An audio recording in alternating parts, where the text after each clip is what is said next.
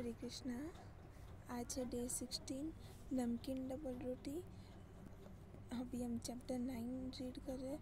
हमने पिछले चैप्टर 9 के फर्स्ट पार्ट में देखा कि किस प्रकार गागू को और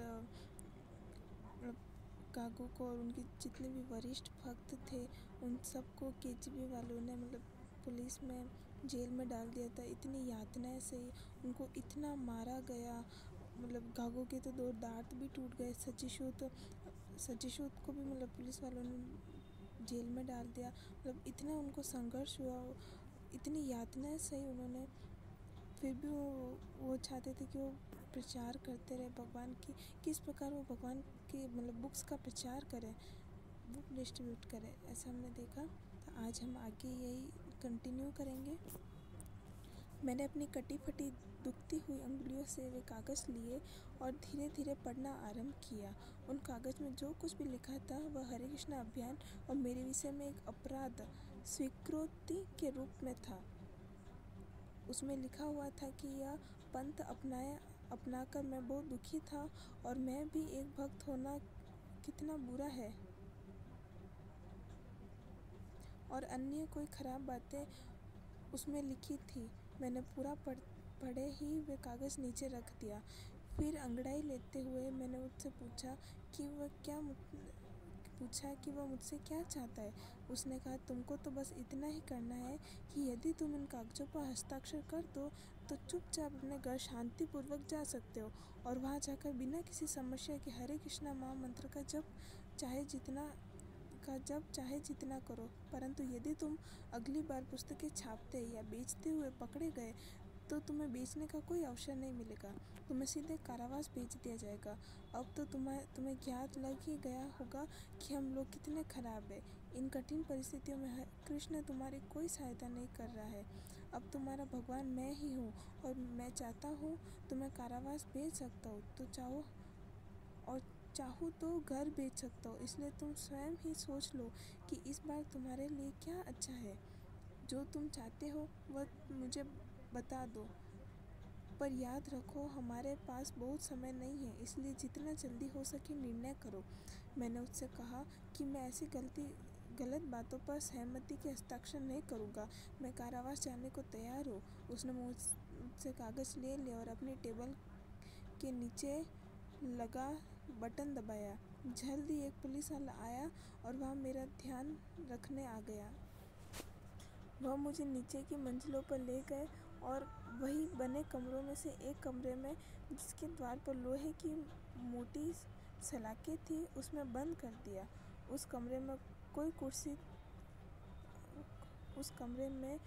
भी कुर्सी, बेड तथा खिड़की नहीं थी। अंधेरे में मुझे कुछ भी दिख नहीं रहा था। मैं थोड़ी देर में उसका आदी हो गया। द्वार के पास छोटा सा बिजली का बल्ब था, जिसकी रोशनी से उस कमरे में थोड़ा मंद प्रकाश था। उस कमरे में मैं और अपराधी भी थे। उन्होंने मुझसे पूछना आरंभ कर दिया कि मैं वहाँ क्यों आया। उनमें से कुछ ने तो भगवान कृष्ण के विषय में सुन रखा था और एक ने तो भगवत गीता थोड़ी पढ़ भी रखी थी, इसलिए हमारी बातें काफ़ी लंबी चली।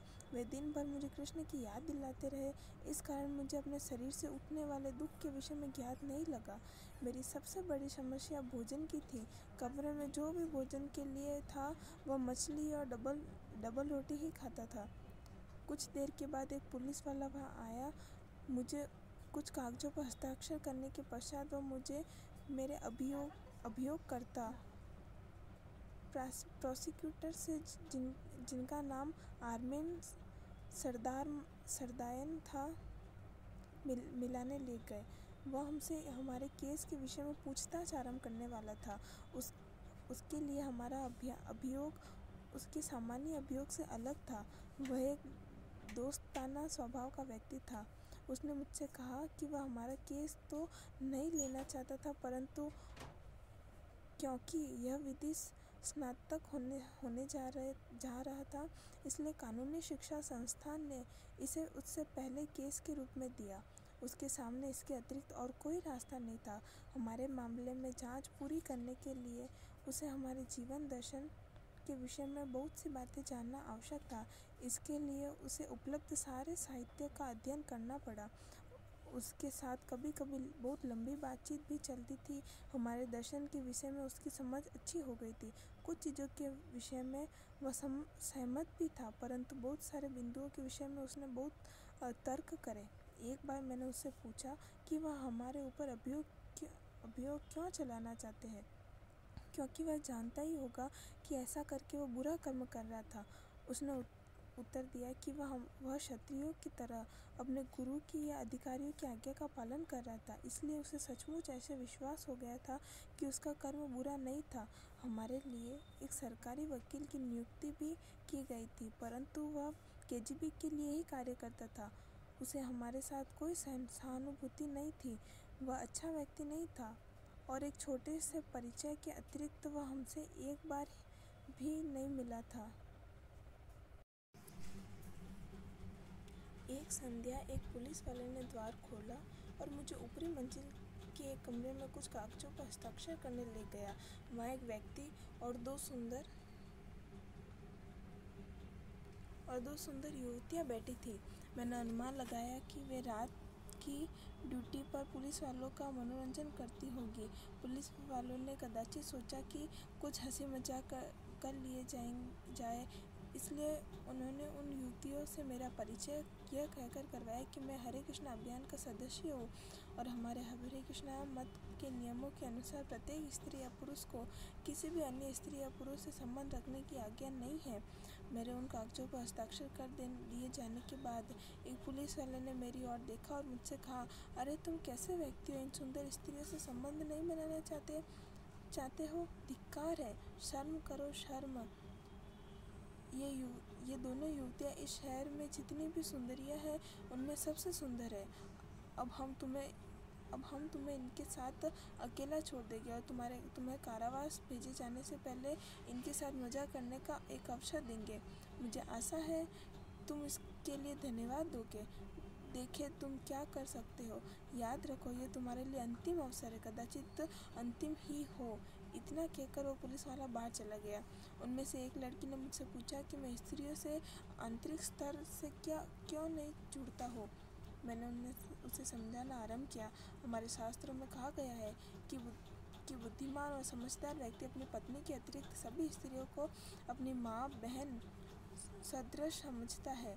मैंने उनको हरिदास ठाकुर और वैश्या का वृत्तांत सुनाना आरंभ किया। उनमें से एक ध्यान से सुन रही थी, परंतु दूसरी जो अपने ऊपर के कपड़े उतार रही थी मेरे पास यह कहते हुए आने लगी, कुछ देर के लिए यह समझ लो कि मैं तुम्हारी पत्नी हूँ। ऐसा समझने में क्या गलती है। वो मेरे पास आकर बैठ गई और मेरे सिर के बालों को सहलाने लगी। मैंने उसका हाथ हटा दिया और उससे नहीं छूने को कहा और बोला कि यदि वह नहीं मानती तो मैं उसे थप्पड़ मार दूंगा। मैंने उससे कहा कि उसका यह कार्य पापपूर्ण है और इसका परिणाम बहुत दुख भरा होगा, पर वह नहीं मानी और मुझे अपनी ओर आकर्षित करने का प्रयास कर रही थी। अंत में मैं निराश हो गया और मैंने उससे कहा कि यदि उसने एक बार भी मुझे हाथ लगाया तो मैं बहुत मरूंगा और मुझे इसकी भी चिंता नहीं है कि यह मेरे लिए एक और अपराध बन जाएगा।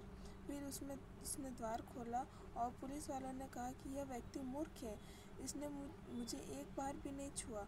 वह मेरी ओर मुड़ी और मुझसे कहा, भगवान ही जाने तुम्हें और कितने दिन का वहाँ कारावास में रहना पड़ेगा। अच्छा होता कि तुम इस अवसर का लाभ उठा लेते।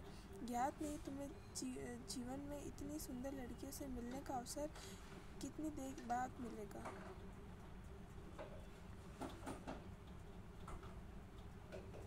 इतना सुनकर मैंने उसको उसके प्रस्ताव के लिए धन्यवाद दिया और हरे कृष्णा कहा।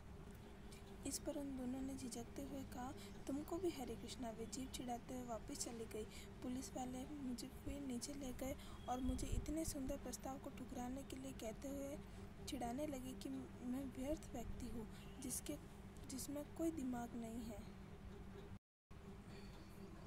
अगली संध्या वेला को एक पुलिस वाले ने द्वार के पीछे से मेरा नाम जोर से पुकारा और द्वार खोलते हुए मुझसे पूछा कि क्या मैं कारावास जाने के लिए तैयार हूँ और अपने हाथ में पकड़े हुए कागज़ से मेरा नाम काटने लगा।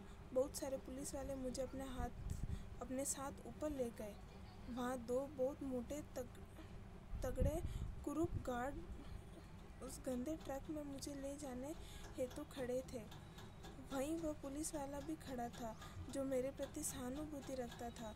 वह मेरी और प्रेम भरी और क्षमा मांगती हुई आंखों से देख रहा था। वह सिर भी हिलाता जा रहा था, मानो वह मुझे निर्दोष को कारावास भेजे जाने के लिए बहुत दुखी था। मैंने धीरे से उससे पूछा कि क्या मुझे वास्तव में कारावास भेजा जा रहा था। मैं जब भी बंदी बनाया गया था तो पुलिस स्टेशन में ही रखा गया था। उसने सकारात्मक ढंग से सर हिला दिया और मेरी ओर उदासी भरी निगाहों से देखते हुए बोला, तुम एक सुंदर और स्वस्थ लड़के हो। तुम पुलिस के साथ सहयोग करके घर क्यों नहीं चले जाते। मैंने कहा कि ऐसा करना कृष्ण की इच्छा के विपरीत होगा। मैं ऐसा सोचता हूँ कि कृष्ण की भक्ति के लिए दुख उठाना अधिक अच्छा होगा। वकील आर्मेन के दस्तावेजों पर हस्ताक्षर किए और मुझसे कहा कि यदि आवश्यक हुआ तो वह सप्ताह में एक बार कुछ प्रश्नों के उत्तर पाने के लिए मुझसे जेल में मिलेगा और फिर वह चला जाएगा। पुलिस अफसरों ने मुझसे पूछा कि कारावास जाने से पहले क्या मैं कुछ करना चाहूँगा। मैंने उत्तर दिया कि मैं मृदंग बजाना चाहूँगा। वह मृदंग हमारे गुरु का था, इसलिए हम सब लोग उसके साथ बहुत जुड़े हुए थे। उन्होंने मुझे वह मृदंग दे दिया। अपनी दुखती हुई उंगलियों से मैंने हरे कृष्णा बोलते हुए धीरे से मृदंग बजाना आरंभ किया। एक पुलिस वाला जोर से हंस रहा था और दूसरे मुझे और जोर से बजाने के लिए कह रहे थे, इसलिए मैं गाता और बजाता जा रहा था। जल्दी से पुलिस वाले मेरे कमरे में आ गए और मुझे देखने लगे। कुछ पुलिस अधिकारी तो अपने साथ अपराधियों को भी ले आए थे। देखने वालों में से कुछ ने तो मुझे चिढ़ाना आरंभ कर दिया, कुछ तो तालियां बजाई और कुछ ने मजाकिया हरकतें की। पर उनकी अच्छी या बुरी हरकतों से मैं और अधिक प्रोत्साहित होता गया। इस प्रकार लगभग आधे घंटे तक मैं जोर आवाज़ में गाता रहा। मैं अपनी धुन में मस्त था, इसलिए मेरा ध्यान उनकी ओर नहीं गया। फिर एक कारावास वाला गार्ड मेरे पास आया। उसके हाथ में बहुत बड़ा चाबियों का गुच्छा था। उसने अपने हाथ को हिलाते हुए एक संकेत दिया कि मुझे अब कीर्तन बंद करके कमरे के बाहर जाना था। यह समझकर कि अब मेरे जाने का समय हो गया था, मैंने गाते गाते और मृदंग बजाते हुए चलना आरंभ कर दिया। मृदंग की दोनों पहलू मेरे अंगुलियों से निकलने वाले रक्त से सन गए थे। मैं जब गलियारे से गुजरता था तो मृदंग की आवाज़ और भी अच्छे लगने लग गई, इसलिए मैं अपनी सुरक्षा के लिए नरसिंह प्रणाम प्रार्थना जोर से गाने लगा था।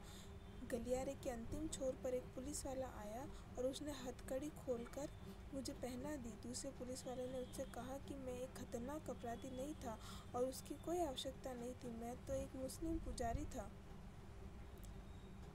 मुल्ला जैसा ही था। गार्ड मेरे कीर्तन समाप्त होने की प्रतीक्षा कर रहे थे।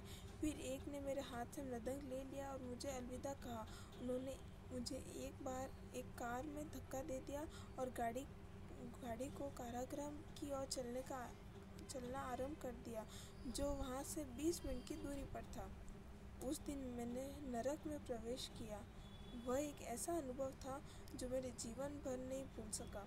उस नरकीय दुर्भाग्यपूर्ण सर्द दिनों का छोटे से छोटा विवरण याद करके मैं आज भी सिहर जाता हूँ और मेरे रोंगटे खड़े हो जाते हैं।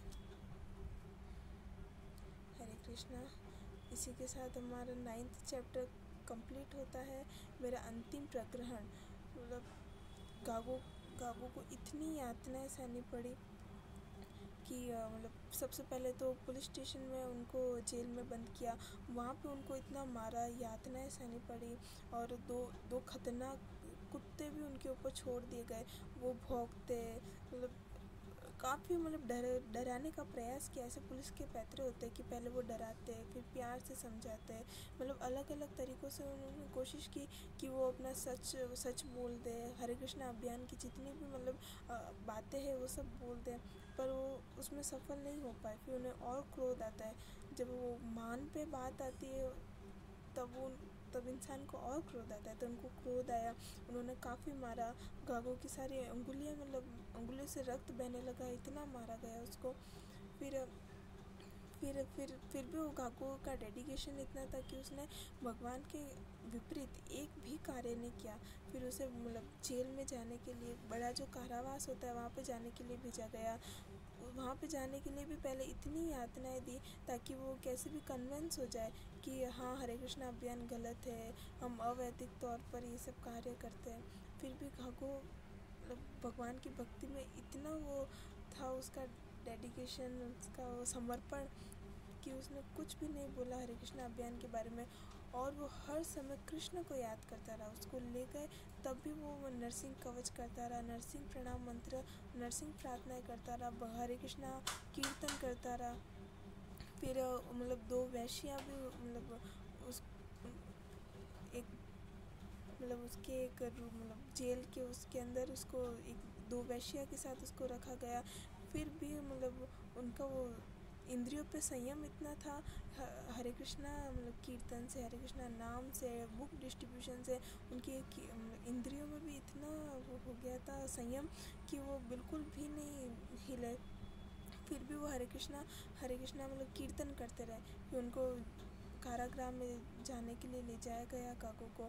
फिर हमने देखा कि वहाँ पे भी उनकी एक लास्ट इच्छा थी कि वो एक बार मृदंग बजाए। उन्होंने मृदंग बजाया, लगभग आधे घंटे तक उन्होंने मृदंग के साथ कीर्तन किया।